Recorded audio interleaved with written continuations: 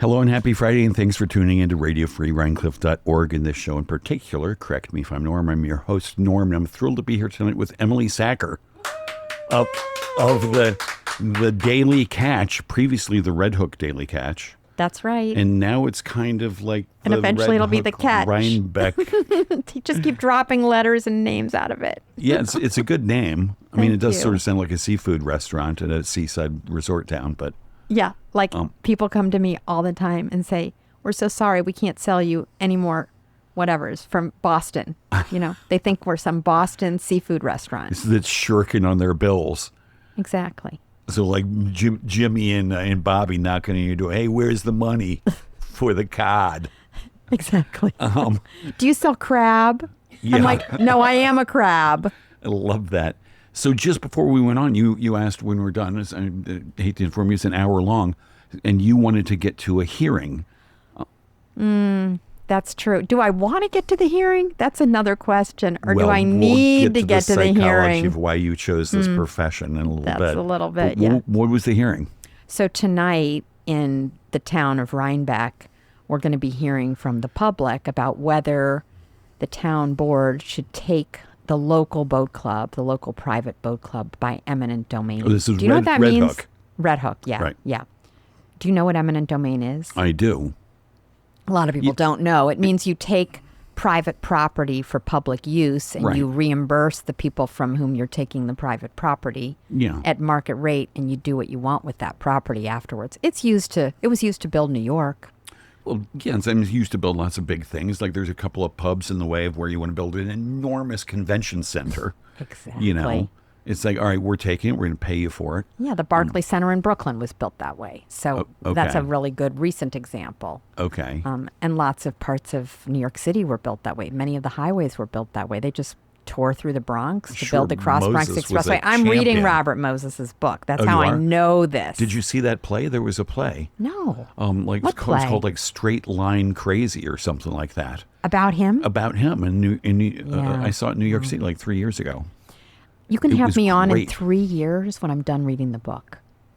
It's so long. You know, you can read it now on a Kindle.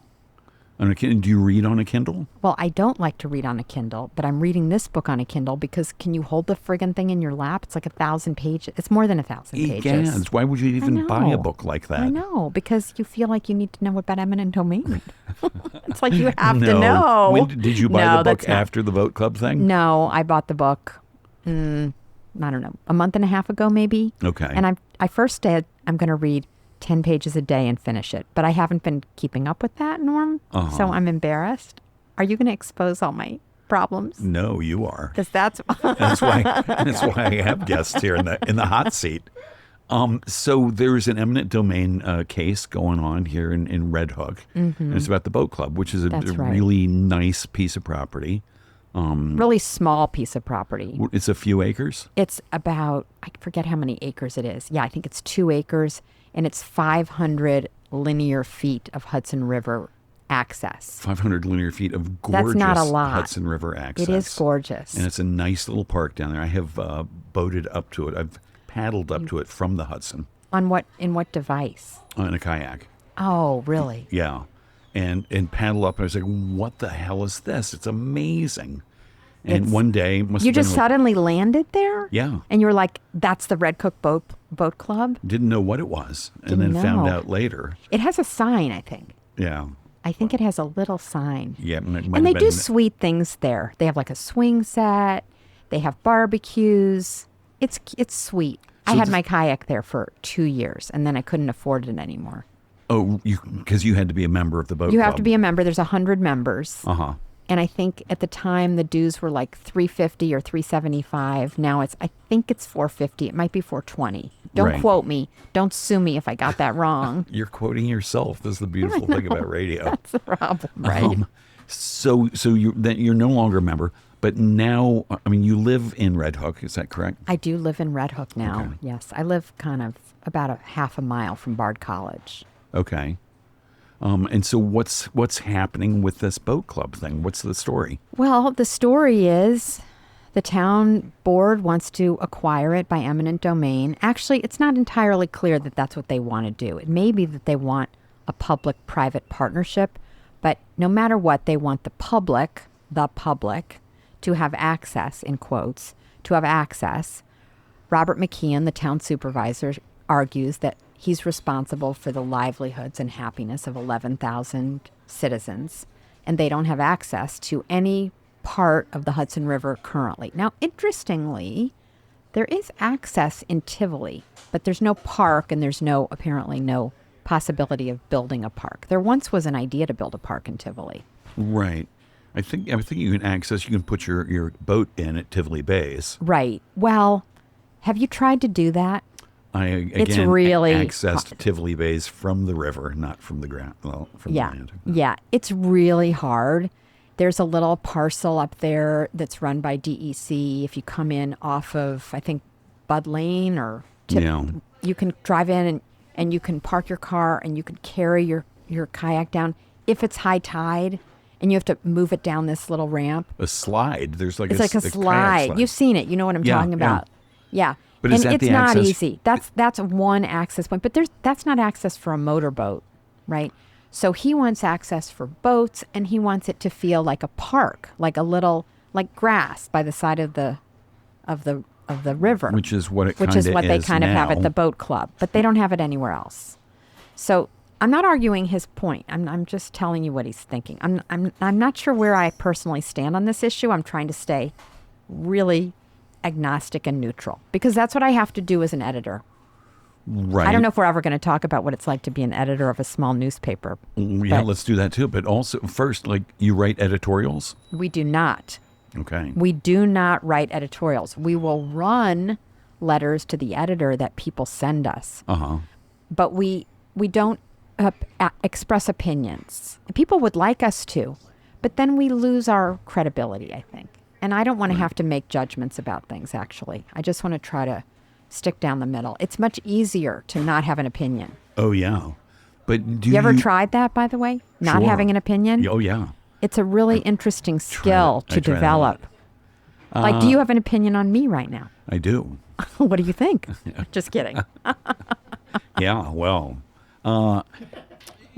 So you try, it's called journalistic integrity or something, just to not put forth, not try to be persuasive, but to just report the facts. That's what we really try to do. Uh-huh. Yes. And do people still accuse you of being partisan, of taking one side or another? Mm-mm. They don't accuse us of that. In fact, we have donors, we're supported by donations, and we have donors on quote unquote both sides of the aisle. Right. People who I know are MAGA Republicans, and we have people who I know are left-leaning Democrats, and that's great. That's what we want, and we want them actually to talk to one another. If they don't literally talk to each other on the street, we want them to at least hear about one another through the pages of our news source, of our newspaper, so to speak. Right. Which is just great. One of the big problems right now in America is that the news outlets are partisan. That's right. So, my neighbors who are MAGA Republicans, nice people, good hearts, Christians making good choices, but they're making good choices based on what I think is really faulty information. They're getting this bad information. Are they reading the Daily Catch? What's that? Are they reading the Daily Catch? They're going to be reading it now. But you're mostly, you described it as hyperlocal. Hyperlocal. But you do cover some national or international stories, right? Well, kind of. That's a great question, actually. We don't cover those issues directly. We try to look at the impact that they're having on the local community. So, for instance, if the Department of Education is shut down, what will the impact be on our local schools? Right. Yesterday, there was something in the news about possible impacts of federal cuts on a specific library program. I haven't had a chance to call Morton and Tivoli Free Library and Star and Red Hook to see what impact it's going to have on them, but I need to do that. Right. So those are the kinds of things that we do. Or, for example, when DOJ cut USAID, was that... That fell apart. We had two women who called, fell apart intentionally. That's nice neutral language. Neutral language, yeah. So we got a call from a woman who said she lost her job, and we asked her if we could do a story. Now, she decided no. She said, I want you to only do it if 2 people have been affected. She didn't want to be the only person out there. Interesting. So that story fell by the wayside, but that's the kind of story we would have done. So the local impact of a big national story. Right. And what about Ukraine? Great point. Yes, we have. I almost forgot about that. So we have a correspondent in the Ukraine. So that war's been going on for 3 years and 3 months. He was actually doing database analysis for us. He lives in eastern Ukraine in Kramatorsk, which is in the Donbass region. And he offered to do a story regularly for us, kind of an update of what things were like on the ground. And we did follow that. And we continue to. We don't run his column very often anymore because it's just more of the same, more of the same, more of the same. But we did that and we consider him a regular contributor to the paper. Right. But that's sort of an aberration. You don't have very much an aberration. Foreign correspondents from Red Hook. No. People do express some frustration with us that we aren't covering and editorializing on the initiatives of the Trump administration. But if I wrote back to a number of these people, and I did a column about this a few months ago, and I said, look, if we do that, we won't make it to the school board meeting. We won't make it to the town board meeting. So take your pick. Where would you rather have us, community? I mean, of course, it was a tongue-in-cheek question because the answer is not one I'm really interested in hearing. Right. You know, if they say, well, we want you to stop going to the school board, I'm like, well, sorry, that's not happening. Yeah. But that's the point. We're hyper-local. We're the only ones who can be there, whereas you can read other newspapers and other news outlets and other Substacks to get all this other stuff. Right. That's not what we know how to do either. Right. And how did you come to know how to do all these things? Oh, how far back are we going? Oh, well, I've got your resume. It's like you said I'm only here for an hour. 8 pages of experience. It's crazy the things that you've done. And it's all journalism and art. And then in the middle of it, it'll be like brand manager. Like, what are these curveballs? Well, it's all part of the same narrative, really. So I was thinking about this today, actually. When did I become a journalist? I became a journalist when I was 10 or 11 years old. I'll tell you what happened. Where were you at 10 or 11? I was living in St. Louis, Missouri. Whereabouts? In the suburbs. Which one? I was very unhappy. I was an unhappy child. Let's be honest. I was. My parents were divorced. My mother was extremely strict and rigid and critical and harsh. Oh, God. I don't have a lot of nice things to say. As many parents were Sorry. at that point in time. Yeah, I was being raised in the 60s, early 70s. Right. And one day we had a housekeeper. Our housekeepers never lasted for more than 2 visits because my mother was so critical of them.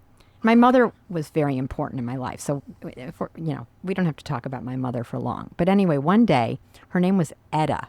Etta? Etta. She was the maid for a hot second. And she took my 2 dolls, my French dolls, and she put them on the wall. She taped them to the wall with bands across their heads so they would stay there. And I thought it was such an interesting decorating idea.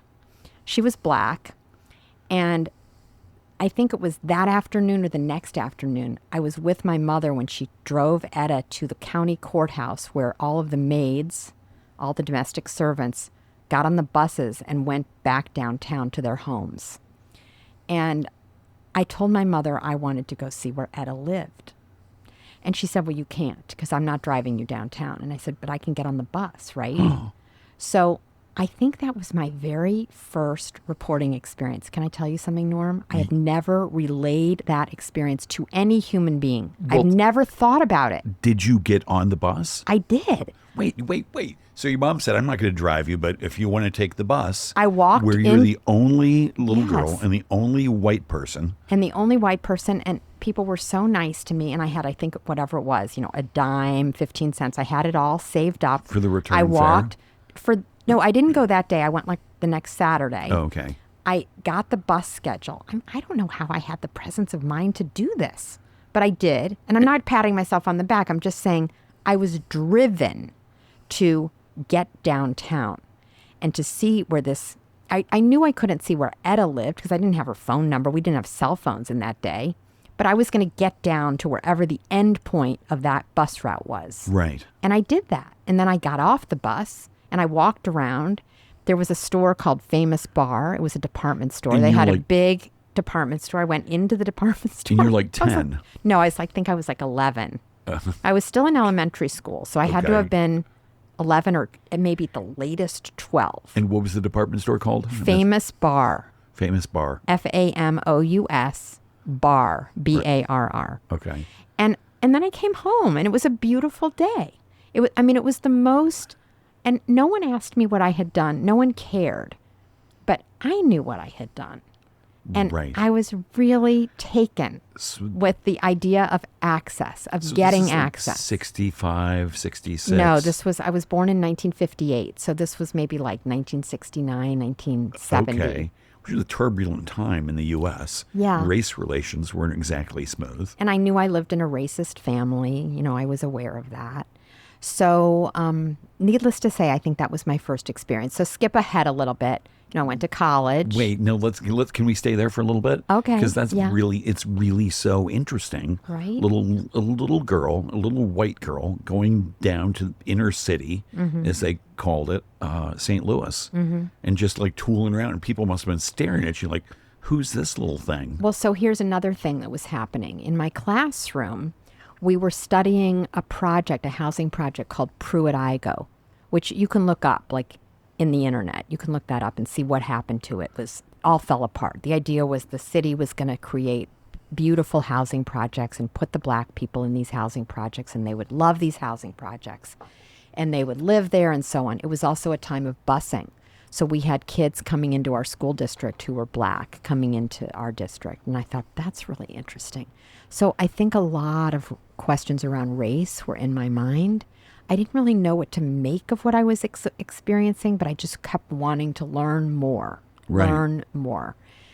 And that's when I realized that I was going to be a storyteller of some sort, right? Yeah, that's how it started. So, but you said you got home, nobody asked you about it, and yet still somehow, because no one in my family cared about my intellectual life. But somehow in your mind at that point, you're playing it out. Like, I'm going to tell people this, I'll tell them that, these are the highlights, this is the lead, or whatever. In your mind, I guess you were telling it to somebody for you to think, oh, I'm going to be a storyteller. I think I told it to my friend. I had a really close friend in a neighboring school district, and I told her I'd done this because I started doing other things. Like at summer camp, I started doing risky things, risky behaviors, like going outside the campgrounds without permission. Right. And I'm really a rule follower. Let me just be super clear. Like, we haven't talked about this wine, but, we're drinking a really nice bottle of wine here and I'm not actually a drinker. Are we not allowed to talk about that? No, you can. We can. So I'm very straight, right? Like, I don't drink. I don't do pot. I don't do stuff like that. Right. Right? But I have this side of me that wants to break the norm. Ha, ha, ha, ha, ha. You don't get extra credit for that, Emily. I don't know. I was waiting for that line. No, I really wasn't. That just came to me. But, yeah, I always wanted to do things that were unexpected. I wasn't looking for attention. I just wanted to know that I could do things that weren't expected of me. Right? Right. Like, I would toe the line and get good grades and be nice and write really good thank you notes. That's one of my really strong expertises. We'll talk about why that's hard because I have a really screwed up diagnosis now that makes it super hard to write. But I just really wanted to live by the code that I was expected to live by. But underneath it was this girl trying to understand and break out of all these expectations. To have a life outside of that code. Yeah, to have an interior life and then ultimately a life I could express to the world that I could share with others. So in related news, talk about sort of the code and how you raised and stuff, at what point did you first realize that your folks were racist? Oh, gosh, it's so painful to talk about. Well, we don't have to. I mean, you can pass on anything. I'm going to tell you a joke, quote unquote, a joke. Oh, good. Well, that my mother, can I say this on the air? It's horrible. Anything but the N-word. Oh, no, I'm not going to say that. No, I don't even know that word. My mother got on the phone with one of her friends one day. This is so off color and so upsetting. And she said, I have a new joke for you. why are the blacks afraid to make it with the Mexicans? She said, they're afraid that their kids will be too lazy to steal. Oh, wow. And even as a little kid, you're like, that's not right. No, Mom. I said, what did I just hear my mother say? Now, I'm really embarrassed that I just told you that, because it's hurtful to tell that story. Right. And it feels really unfair to my mother, because she was of her era, right? Like, we have to understand. Yeah. She was a wonderful person in so many ways, and she was brilliant, but she didn't, and she did so many things, interestingly, in her life that helped black people. She was a teacher. She was a junior college teacher of student teachers. Right. And she helped people, and she was a McCarthy Democrat, a Eugene McCarthy Democrat, right? And she was really, she helped Tom Eagleton get elected in Missouri, and Jim Symington, in Congress. And I grew up in a politically active household. But there was this stuff that was going on in the background that was very, very hard to be around, and scary, actually, too.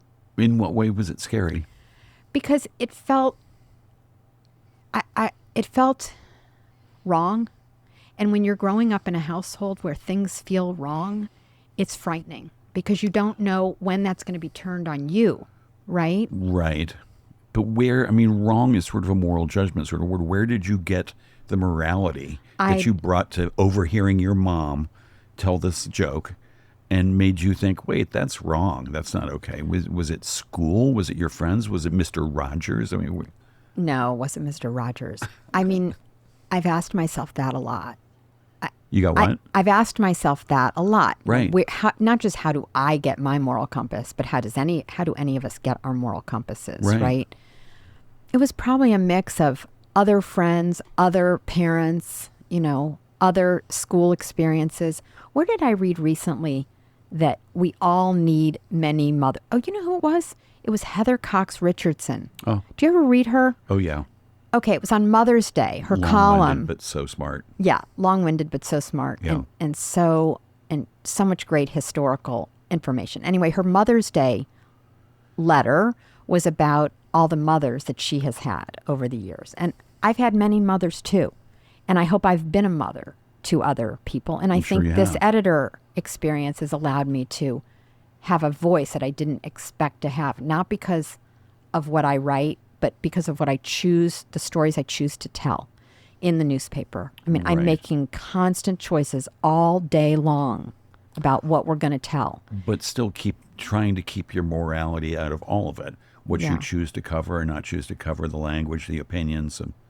Yeah, we opened the show by talking about being impartial and being non-partisan. Which show? But just your show today, just a few minutes ago. I thought you were talking about 23 minutes ago. Yeah, I have no short-term Did you already forget? Yeah.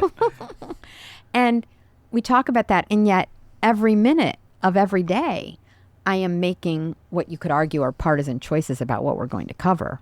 So I recognize that, and it's important that I have enough self-awareness to know where I am putting my foot on things and putting my finger on things. Right. Now, how big a staff do you have of just reporters? So we have 3 reporters right now. We have one covering Red Hook, one covering Rhinebeck, and now we have the luxury, as of 2.5 months ago, of having a floater. And she's assigned to cover the Board of Education in both communities. And she also covers the environment, which has been most recently focused on the failure of the wastewater treatment plant in Red Hook. Right. But she also covers farming. She covers things that touch the environment, touch the Hudson River and so forth. So we have 3 right now. So cool. And then we have an events editor who covers and reports out all kinds of events in our calendar. And she also puts together our obituaries. Wow. And she puts together what we call comments to the catch. So we elevate and retelescope all the comments that people make on our stories. And we basically create like a virtual town square with those comments every 2 weeks. Right. And of the comments you get in, what percentage of them get printed? so to speak. Every single one. You don't get any that are just so vitriolic Oh, well, or horrible. yeah, but if they make it into the paper, right. they run. I mean, they were running comments to the catch. And you're saying, do we have to edit? A little bit, but we do very little editing. Mostly people are pretty good. And because we tell them civil. those are our rules, right? Okay. If people write, we don't allow people to say nasty things about their neighbors, no Right. matter whether we agree with it or not. Right. You know, there might be something truthful, but that's not allowed. Right. Sadly, here at Radio Free Rhinecliff, we can't slander people. Oh, that's really too bad. I know. That's Matty's That's rule. just too bad. Oh, gosh. Yeah. So irrational. Yeah. We can't do that either. No. Our libel rates would go through the roof. No, what does that mean, libel rates? Is it a special insurance rider? There's special media insurance. We pay a friggin' fortune for it. You so do? that if we do slander somebody, if we do libel somebody, we won't have to pay more than some like $5,000 deductible. Some crazy thing. It's probably better than that. Oh my God, the insurance company's going to call and say that I misrepresented the deductible. I don't know how much it is. They're going to sue you for slandering their deductible. Oh, I love Could that happen? That'd That would be make me really nervous. a complicated headline. That would be very complicated. Oh my God. So is there like one main insurance company that insures everybody? I think there are many, and I don't know. I Right. don't even remember who ours is. I'm going to ask the Let's owner ask producer Matty. here. Do you have that insurance? You have something. You have something. Okay, good. I'll try not to slander anybody. It's interesting because we're live right now, right? Like we can't take it back. Yeah. There's So- no 7-second delay. No, we're very live Yeah. here today. It's good. Now you made them all nervous. I don't usually Mm-hmm. think about that. So you started to say you left St. Louis. Mm-hmm. Did you finish high school there? I went to high school there. I went to a very good suburban high school in St. Louis, Missouri. I went on to college in California. And then when I was in college, I began to work for newspapers, various newspapers, largely to help pay my way through college. So between the bus ride down to middle of St. Louis, and then were you thinking still, I want to be a storyteller? Were you writing? Did you write for the student newspaper in high school? Yeah. So I actually didn't work for the student newspaper in middle school, or what was then called junior high school. But then I was the editor of my high school newspaper with another girl at the time. And our paper was nominated, or whatever it was called. We were what would they called at the time a pacemaker newspaper. So we got a very top award in high school. And I began to know this was going to be my life, right? I got a little diverted in college at one point, and I thought I wanted to sell computers to the Navy.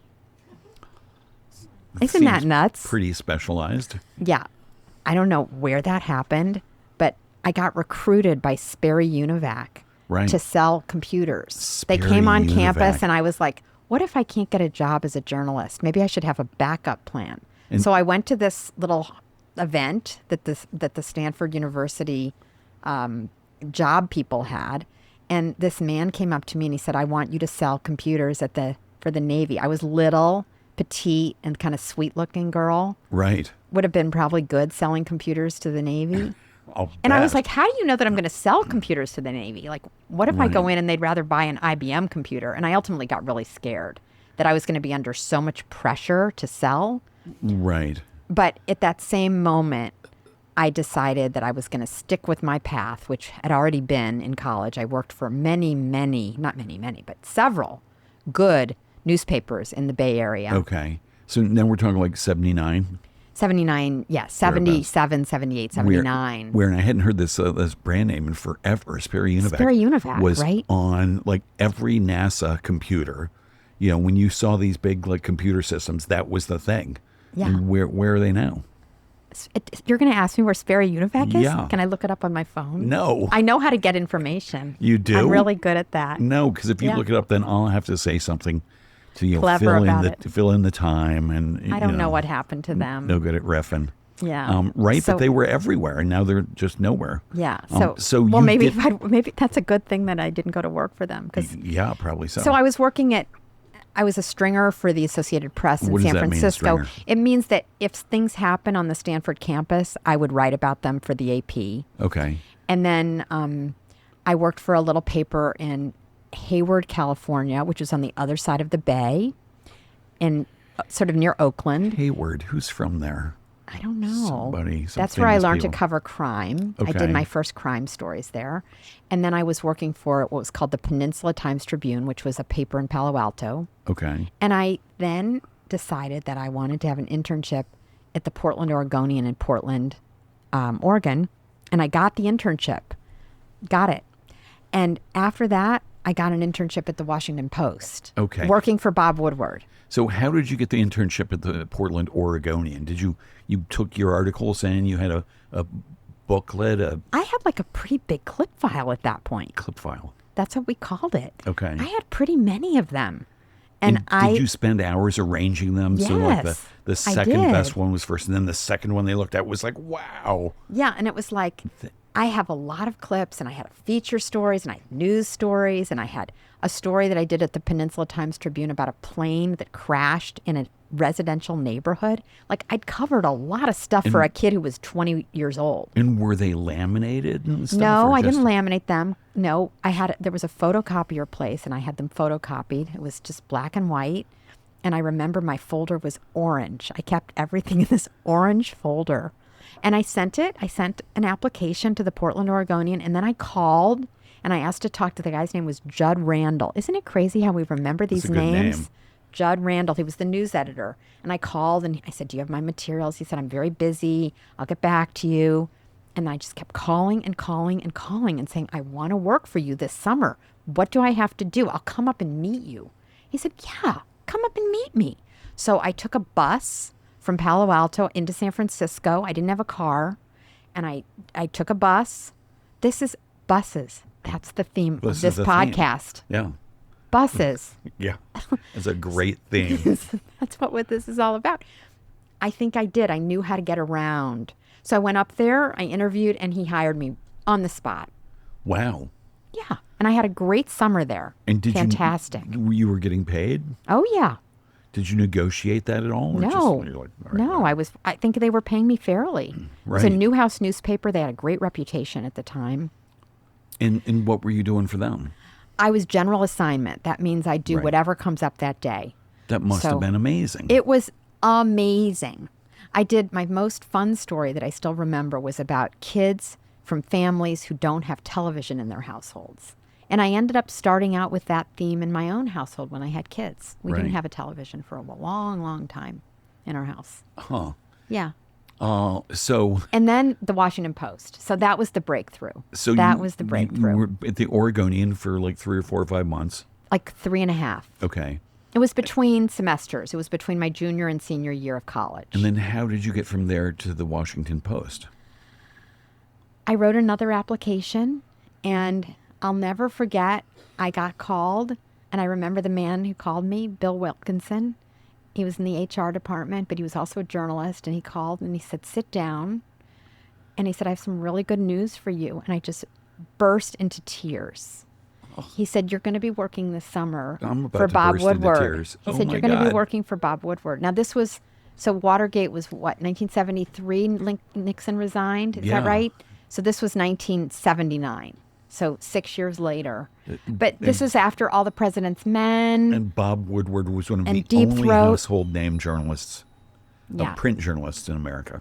And there weren't many girls doing that work. But Right. they had decided that I would be one of the girls they would hire that summer. On the strength of your reporting and your clippings and stuff. And Whatever. I don't know what they hired. But did you? I mean, Well, you must yeah. have speculated, a young person, like, why did they get me? I was scared to death. I was scared to death. So let me guess, you took a bus across country. I did not take a bus. I don't honestly remember how I got there, how I Right. got to the East Coast. But I went to Washington that summer. And I got an apartment by myself in Georgetown. My uncle, may he rest in peace, got a connection for me, and I got a free apartment in a beautiful place in Georgetown. How sweet. And I was still the same kind of, I don't want to say insecure, because I don't think I am insecure, but I was self-conscious, right?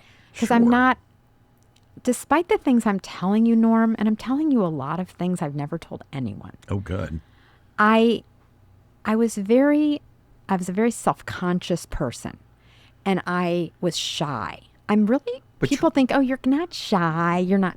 Yes, I am. But you were 24 or something? No, I was 21. 21? Or just turned 22. You're self-conscious and I was shy. so self-conscious, and it was like Bob Woodward, he had a beautiful brownstone, and we were invited to this party there one night, all the interns, and it was really not just for the interns. It was like a big staff party, and they were serving strawberries, and they had cut the insides out. You know how you take the... Sure. So it was that kind of party where everything's Fancy. perfect and dipped in chocolate. Oh, boy. And people were drinking, and I didn't know how to drink. And it was just, it was a lot to absorb. But it was a scene. It was a full-time job. It was a full-time job. And I was really lucky. The internship ended, and I was allowed to stay on for a while until I could find a job. And then my trajectory was I went to work for a small local newspaper. And that's relevant because I am modeling the Daily Catch after a lot of what I learned at that small paper. It was in New Brunswick. It was called the Home News. Called the what? The Home News. Uh-huh. And I covered 3 little towns, none of them as interesting as Rhinebeck or Red Hook, but 3 little towns. I went to the town board meetings, the planning board meetings. My shift was from 6 to 2 a.m., 6 p.m. to 2 a.m. They called it the graveyard shift. Yeah. Because we were expected to go cover the meetings at night, just like I'm going to do tonight. Right. And come home or come back to the office. We didn't work from home in those days.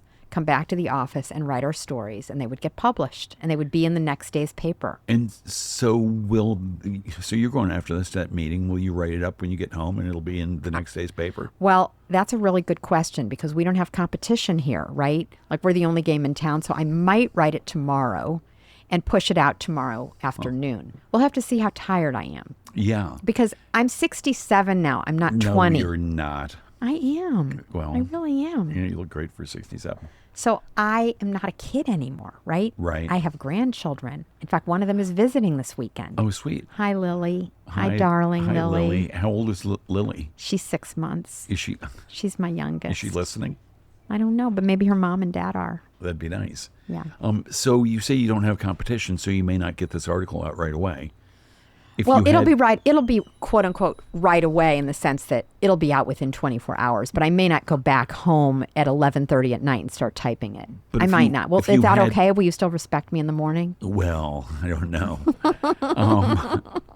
But if you had competition, would you feel the pressure to get that article out right away? Of course. And if I see the Kingston Freeman is there, I may go home and write tonight. And you know the reporters, of course, Freeman and the Pojo won't be there. The Poughkeepsie Journal, they're never there. Why won't the Poughkeepsie Journal be there?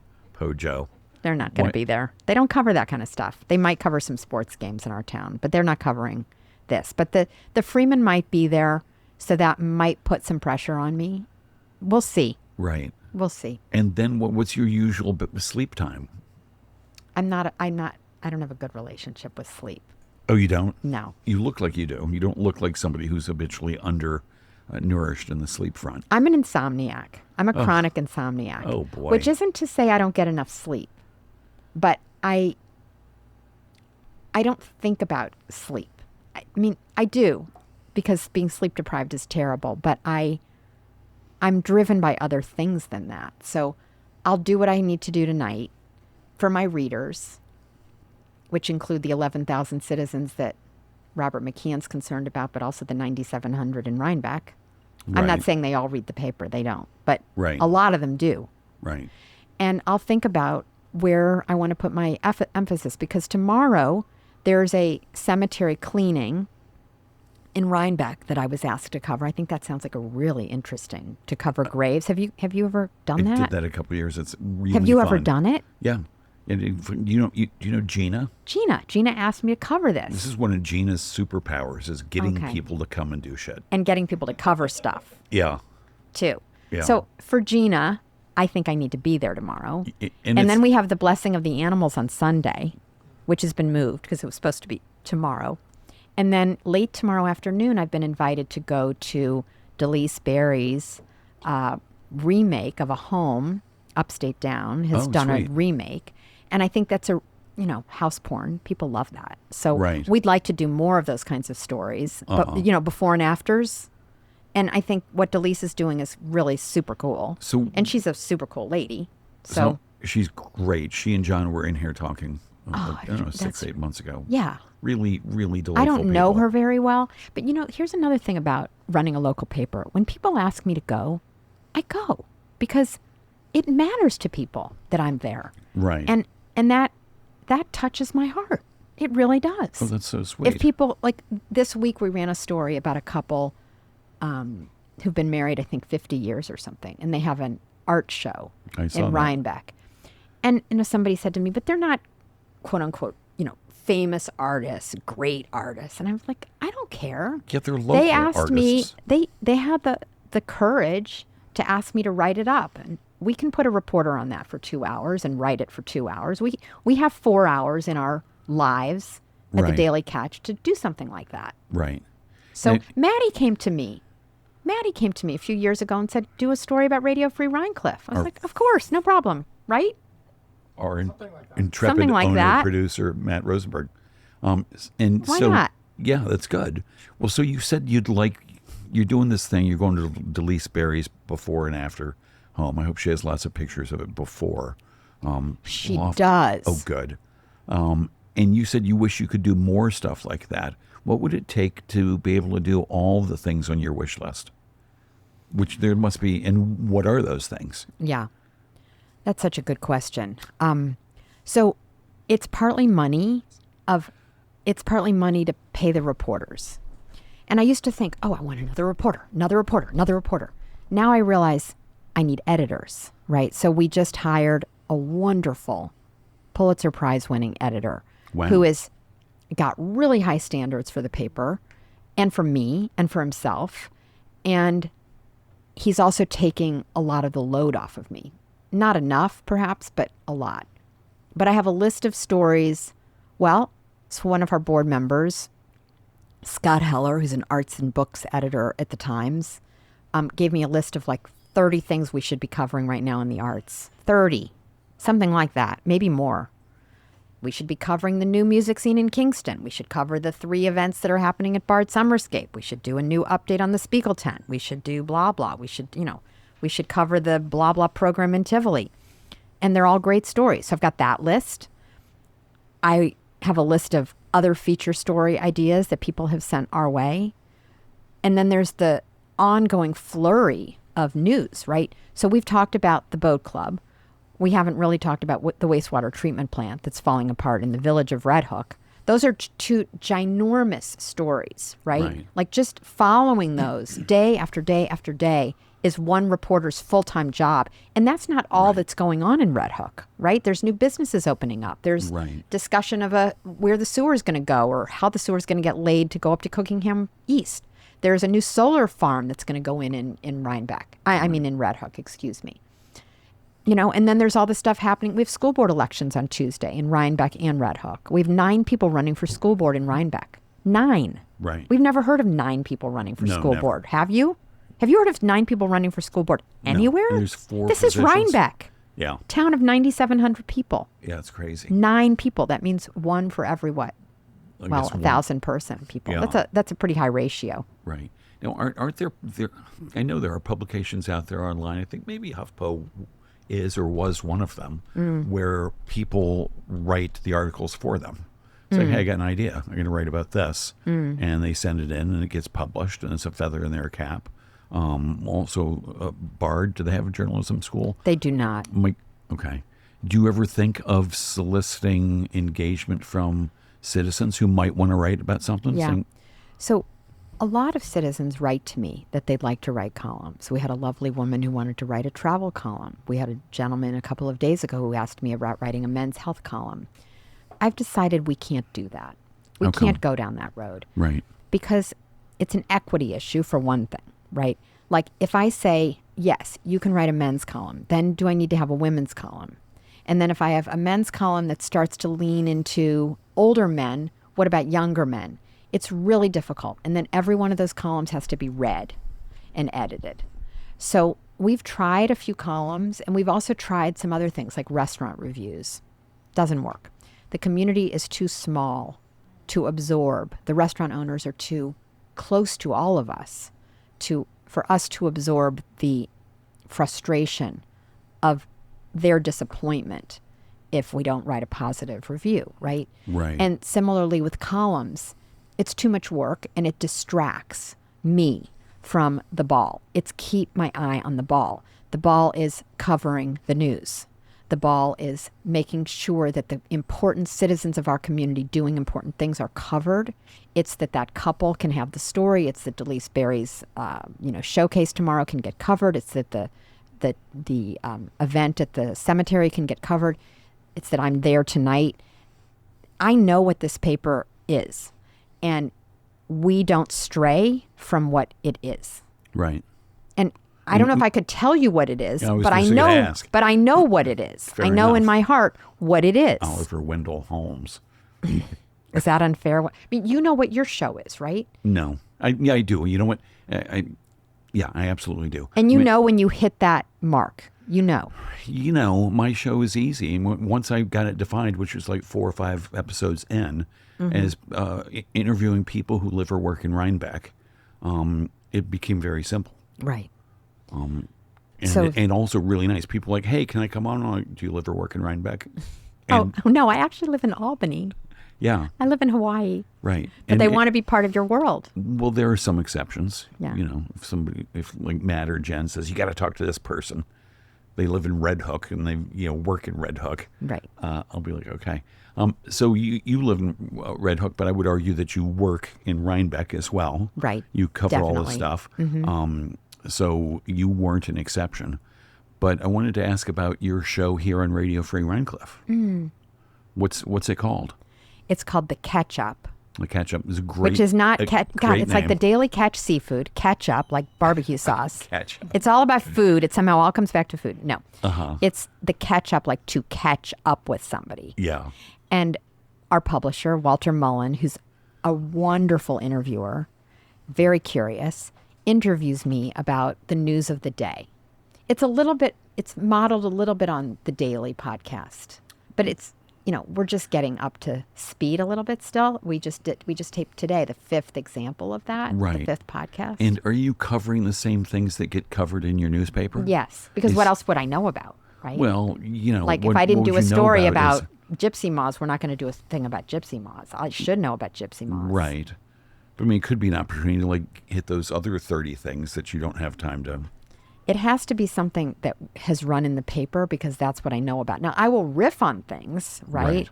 Because there's an institutional knowledge that I've built of these two communities over the last 4, 5, 6 years. Right. 4 years covering them for the paper, but the extra 5 other years that I've lived here. Right. So how did you decide to settle in this area? So that takes me to the other side of my life. Oh. So I'm a journalist. Right. And I'm also an art historian. Right. And I'm also a master gardener. Right. Okay. And is there a certification for master gardener? There is. Oh, the Cornell Cooperative Extension gives it. They come out, they say your garden is spectacular. No, they don't judge your garden. They judge your ability to give garden advice to others. That's what master gardeners do. We give advice to other people, including sometimes about things we don't know anything about. Get rid of like I'm not a slugs vegetable gardener. Aphids and I tell people how to take care of tomatoes. Have I ever taken care of tomatoes? Right. Actually, I did during COVID, but that's another story. So I have another life as an art historian. Right. And this is an academic life. I went back to school in my 40s to become an art historian after working on the weekends during my miserable divorce at the Metropolitan Museum of Art. So I was a docent there. A docent at the Yeah. Met. And I went up to my teacher, one of my teachers, at the end of our training year, and I said, I want to keep learning about this. I love it. I love it. I love it. And she said, well, you come to school. You go back to school at Hunter College. You can go at night. So I did. It took me 12 years to finish that degree. I just finished it like 7 years ago. And I Fucking hats off to you. That's amazing. It was really fun, right? Yeah. I mean, it was just super fun.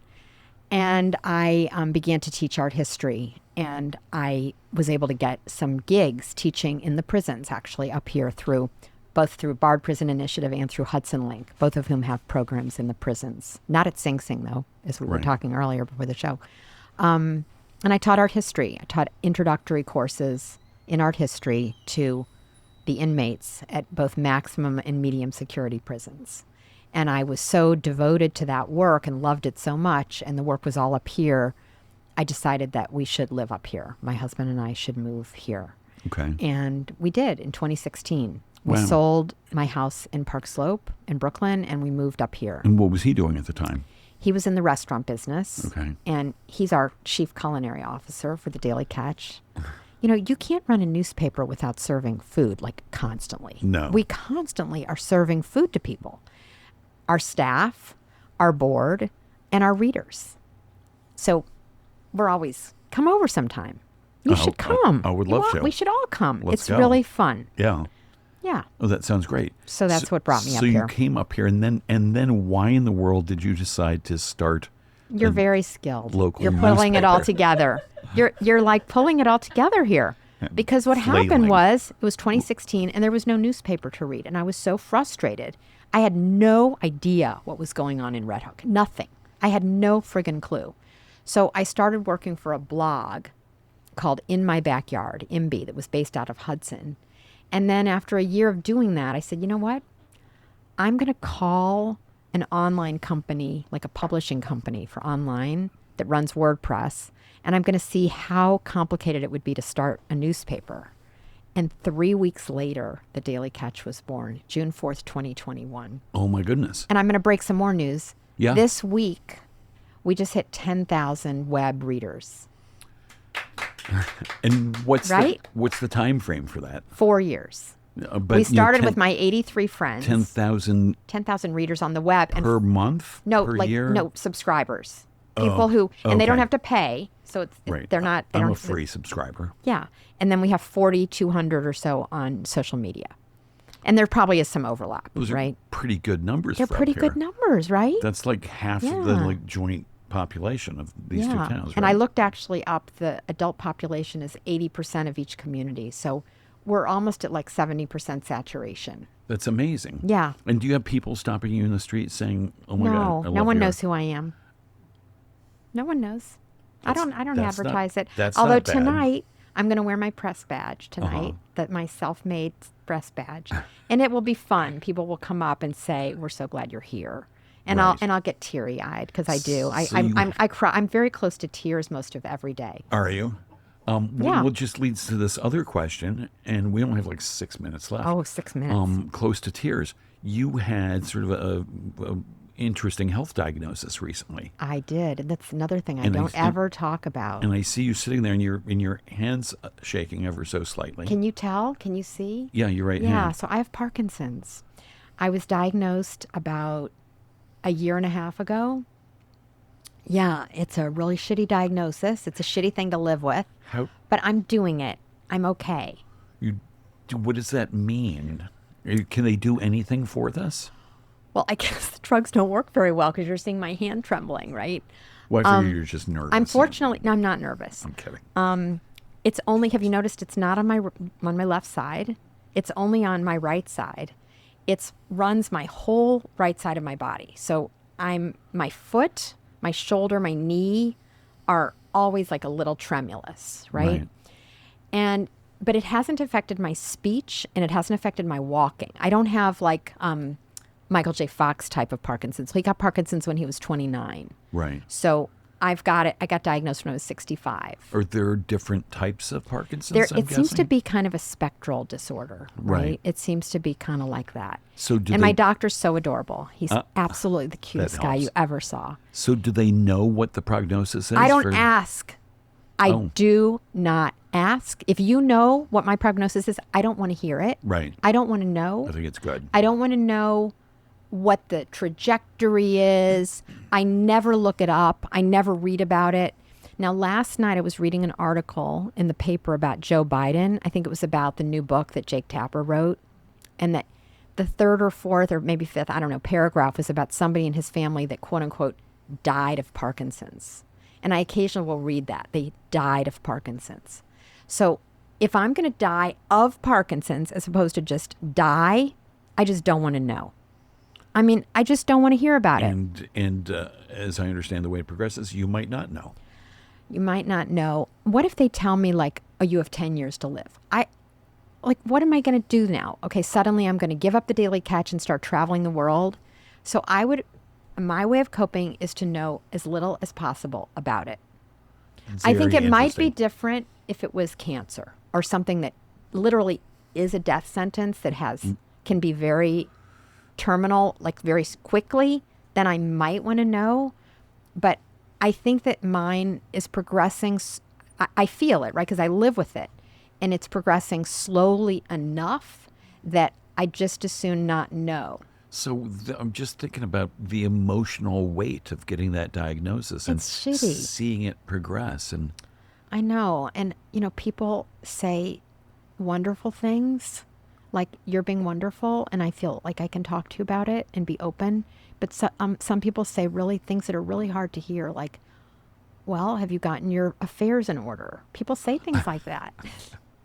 And you're sometimes like my good friends say things like that. Right. They don't know what to say. So no, people never know what to say. Yeah. You have to have a lot of empathy for other people not knowing what to say. Oh, you have to have a lot of sympathy and know that not to get angry because people just are doing the best they can with it.